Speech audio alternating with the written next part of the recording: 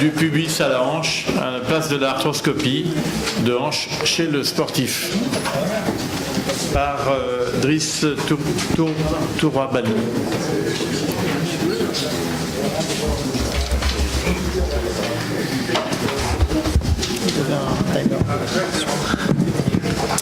Bien, bonjour à tous, chers collègues, messieurs les académiciens. Je voudrais remercier l'Académie de chirurgie et le professeur Servière de m'avoir proposé pour ce topo sur les pathologies de la hanche du sportif et la place de l'arthroscopie de hanche. Je voulais également remercier monsieur Rebout pour ce topo très intéressant. La hanche, c'est vraiment un carrefour anatomique et on a clairement des patients en commun avec des associations lésionnelles importantes. Alors un bref historique, je ne vais pas vous faire tout l'historique de l'histoire de l'arthroscopie, je vais m'intéresser simplement à la hanche et ça commence dans les années 70 où on conclut que l'arthroscopie de hanche était totalement impossible, c'était une articulation beaucoup trop fermée et impossible d'accès. Finalement dans les années 80, les premiers débuts de l'arthroscopie arrivent sous l'impulsion d'Henri Dorfman et de Thierry Boyer qui ont traité toutes les pathologies de la hanche périphérique et notamment les pathologies rhumatismales et ils ont d'ailleurs à ce jour la plus grande série mondiale dans le traitement des chondromatoses articulaires. Le réel essor de l'arthroscopie des hanches, en réalité, c'est les années 2000, avec l'apparition et le diagnostic des pathologies du sportif qui a fait le succès de l'arthroscopie de hanche. Alors aujourd'hui, soigner la hanche en 2019 correspond à quel type d'activité moi, dans mon activité, la prothèse totale de hanche reste l'activité principale qui correspond à peu près à 2/3 de mon activité, mais j'ai une activité d'arthroscopie de hanche d'environ 20 à 25%. Et ce taux a tendance à augmenter d'année en année. Et tout ça dans un contexte particulier de patients de plus en plus jeunes, avec une grande demande sportive, une grande demande fonctionnelle et évidemment des patients en activité professionnelle. Alors ce qui a révolutionné le traitement des pathologies de la hanche et notamment l'avènement de l'arthroscopie de hanche, c'est le développement en parallèle de l'imagerie en coupe qui nous a permis de découvrir des lésions qui étaient totalement méconnues jusqu'à présent. Par exemple les lésions sur le labrum acétabulaire, des pathologies cartilagineuses comme des délaminations de l'apex chondral, des clapets cartilagineux, des lésions du ligament rond ou des pathologies malformatives qu'on analyse bien mieux avec des imageries 3D. Cela nous a permis de redécouvrir une structure anatomique particulière à la hanche qui est le labrum acétabulaire, qui est un fibrocartilage qui est en continuité avec le cartilage acétabulaire et qui a un rôle important dans la biomécanique de la hanche.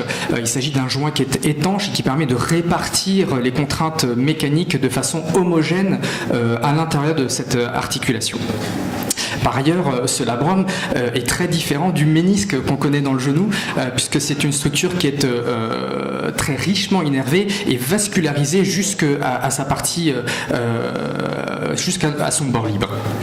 Alors vous avez ici l'exemple d'une lésion du labrum avec une très belle fissure qu'on peut voir ici, une fissure en zone antérieure et antérolatérale.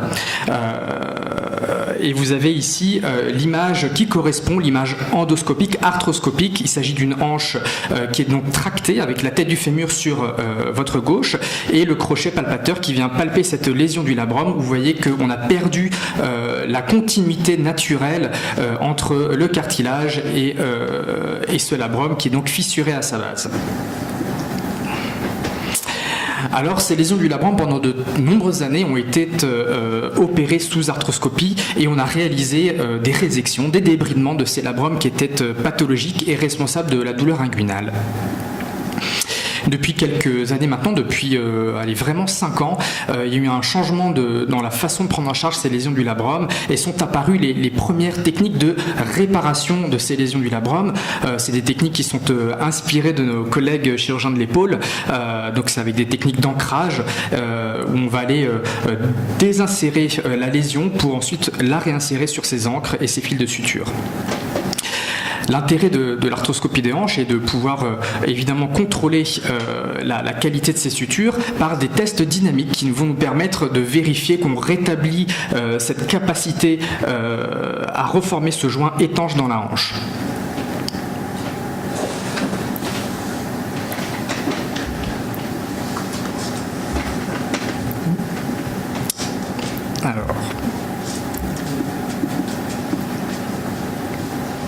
que la diapo passe plus à cause de la vidéo qui doit être un peu lourde.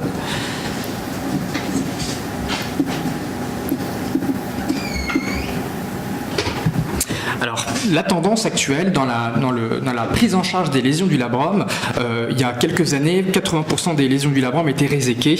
À ce jour, c'est totalement l'inverse, puisqu'on considère que, notamment dans les pays anglo-saxons, plus de 80% des lésions du labrum sont maintenant préservées et suturées sous arthroscopie. Alors la deuxième pathologie qui est traitée et qui fait le succès de la prise en charge arthroscopique, c'est le conflit fémoro-acétabulaire ou conflit de hanche, qui est une pathologie de découverte relativement récente, puisque la publication Princeps date de 2001 par le professeur Gantz. Alors pendant de nombreuses années, on s'est demandé si cette pathologie mécanique de la hanche, qu'on appelle le conflit de hanche, était bien réelle. Du coup, de nombreuses équipes à travers le monde se sont intéressées à cette pathologie du sportif. Et vous pouvez voir que la production scientifique est importante, puisque tous les ans, vous avez entre 250 et 300 articles publiés dans la littérature internationale qui traitent spécifiquement du conflit de hanche. Aujourd'hui, on peut affirmer que la coxopathie mécanique qui va engendrer les coxarthroses précoces, je vous rappelle que les coxarthroses précoces sont les arthroses de hanche qui surviennent avant l'âge de 40-45 ans.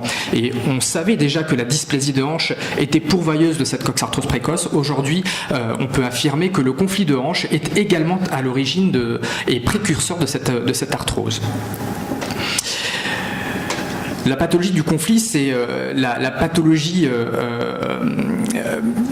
du sportif par excellence, et notamment si vous prenez un des sports les plus pratiqués dans le monde, qui est le football, il s'agit d'une vraie réalité qui a été analysée chez les joueurs professionnels. On considère que les pathologies de hanche correspondent à la troisième pathologie chez les footballeurs, ce qui était plutôt méconnu. En tout cas, on s'intéressait plutôt à la pathologie abarticulaire et pas réellement aux pathologies intra-articulaires jusqu'à récemment.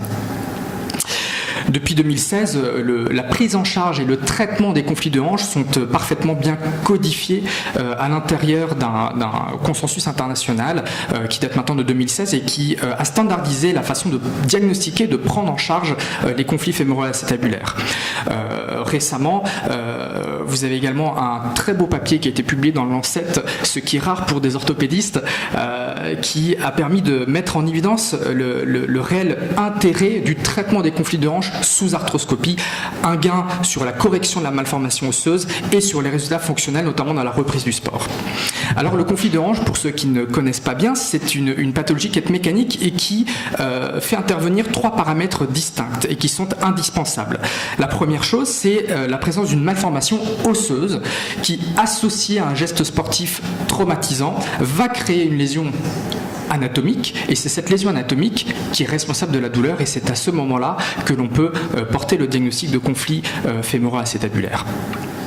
Alors cette malformation osseuse, la principale se situe sur le fémur, elle se nomme la came fémorale, c'est une perte de sphéricité de la tête fémorale au niveau de la jonction tête-col que vous voyez ici. Donc vous allez avoir une bosse qui va apparaître. Cette malformation n'est pas une malformation qui est congénitale, il s'agit d'une malformation acquise lors de l'adolescence et de la pratique sportive à risque. Cette bosse, lors de la mise en flexion de la hanche, va venir endommager les structures anatomiques intra-articulaires, en particulier ce fameux labrum que je vous ai montré tout à l'heure, qui va pouvoir se fissurer. Et vous avez ici l'image arthroscopique qui correspond à cette image. Vous voyez que vous avez un déchirement à la base de ce labrum. Alors dans les années 2000, avec la publication de Gantz qui avait constaté qu'il existait une anomalie malformative au niveau de la jonction tête-col, les patients qui étaient douloureux avec ces douleurs dans l'aine et ce diagnostic de conflit de hanche étaient traités à ciel ouvert avec des trochantérotomies, une luxation antérieure de la hanche pour aller simplement raboter la petite bosse qui était là.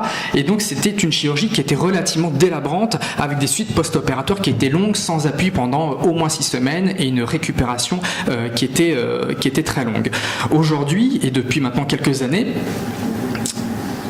on utilise des techniques mini-invasives à travers l'arthroscopie de hanche.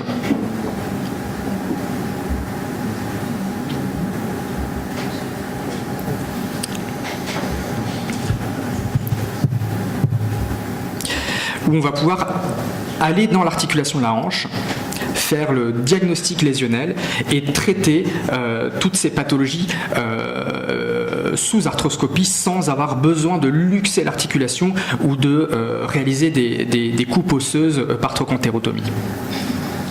Alors, le geste de correction de la malformation osseuse s'appelle la fémoroplastie. Il s'agit à l'aide de nos fraises motorisées sous arthroscopie, on va aller progressivement raboter, resculpter cette jonction tête-colle pour lui redonner une forme moins traumatisante pour la mécanique de la hanche. Et vous avez ici le résultat de ce qu'on peut faire sous arthroscopie avec un bon contrôle de la malformation sur cette radiographie post-opératoire.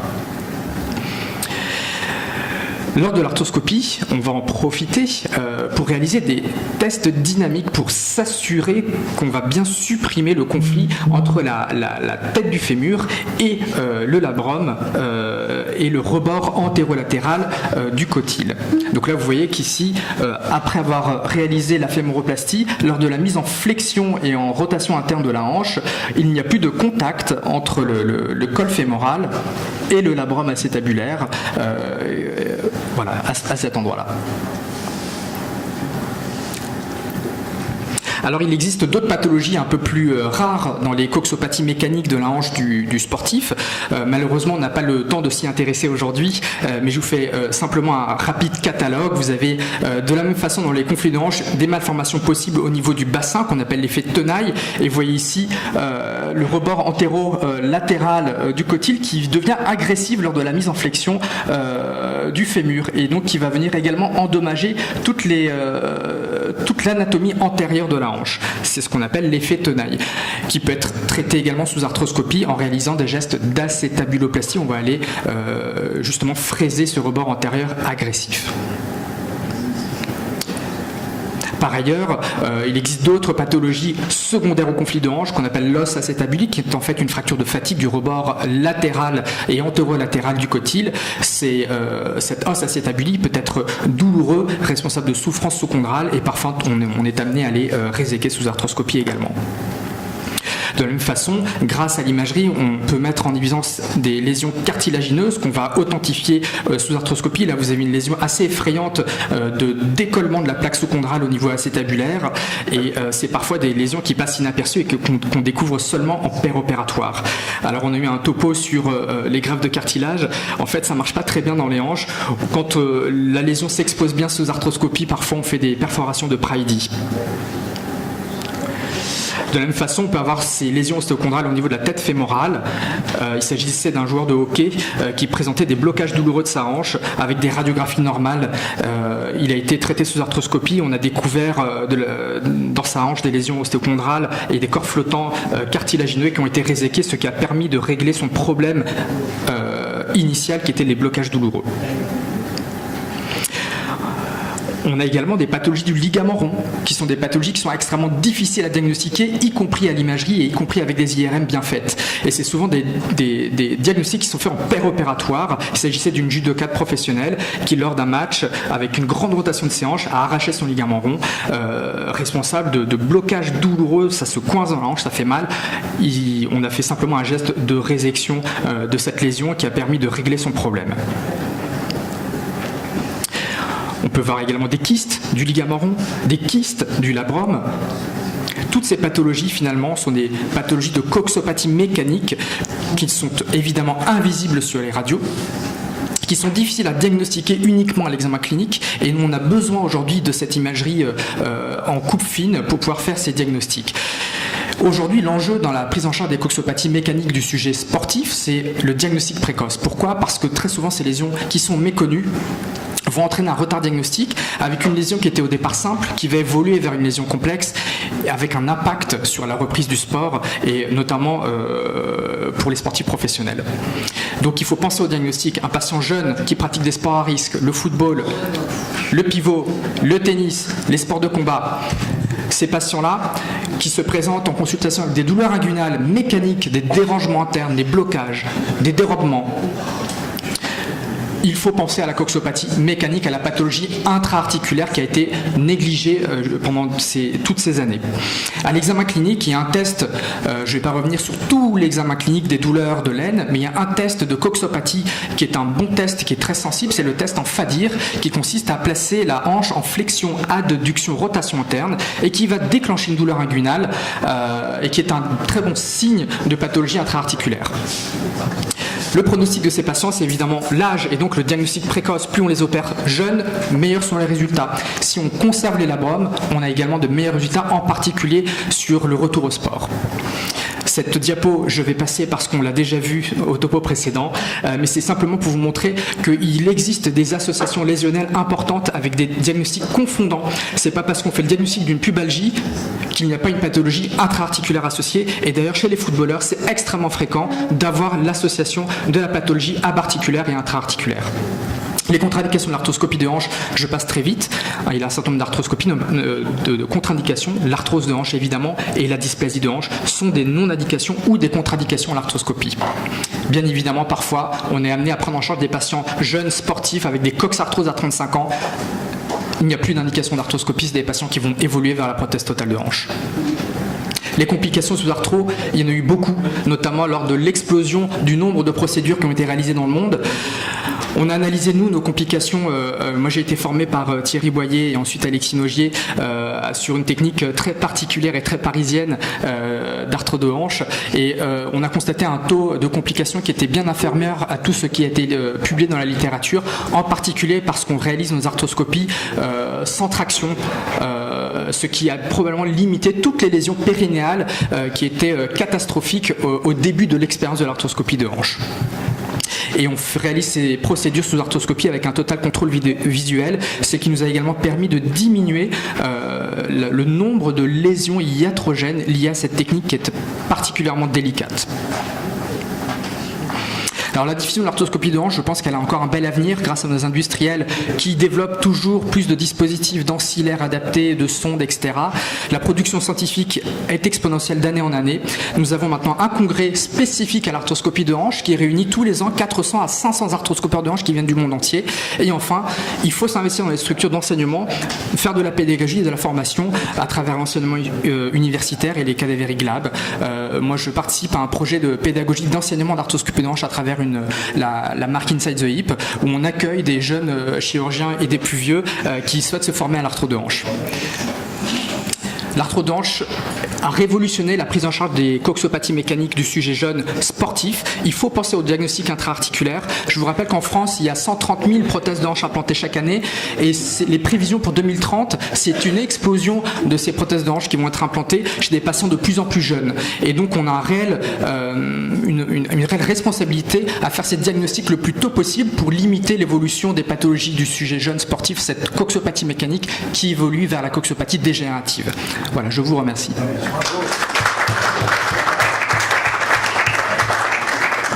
Merci beaucoup. On a le temps pour un commentaire ou une question très courte.